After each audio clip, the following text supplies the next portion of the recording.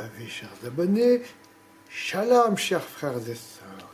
Hier, nous avons ensemble ouvert cette bibliothèque et nous avons découvert son en-tête, sa Genèse, et nous avons lu que Dieu y créait.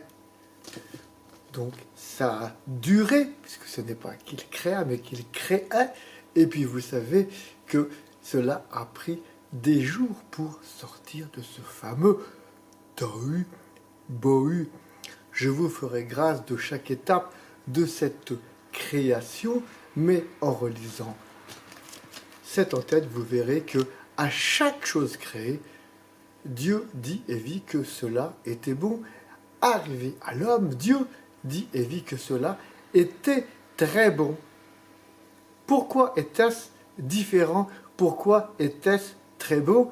La réponse est dans la ligne suivante. Il l'a créé, l'homme, à son image et à sa ressemblance.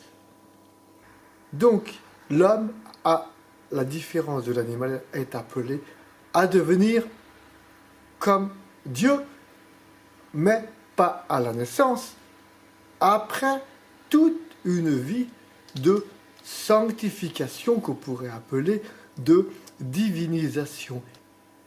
Il nous est facile aujourd'hui de savoir de quel style littéraire il s'agit, parce que quand on dit « il était une fois », c'est un conte. Jésus dit « je vais vous dire une parabole », et puis il y a des termes qui nous font comprendre que c'est vraiment une parabole. Un homme avait 2 fils, c'est l'équivalent de « il était une fois ». Mais là, il n'y a pas de terme d'introduction, c'est l'ensemble du récit du Jardin de l'Éden qui nous dit qu'il s'agit d'un machal.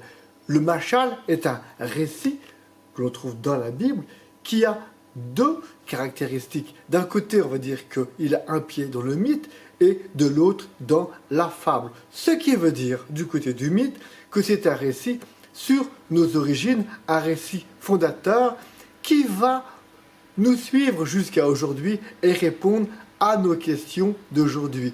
Et il a de la fable qu'il y a une leçon à en tirer.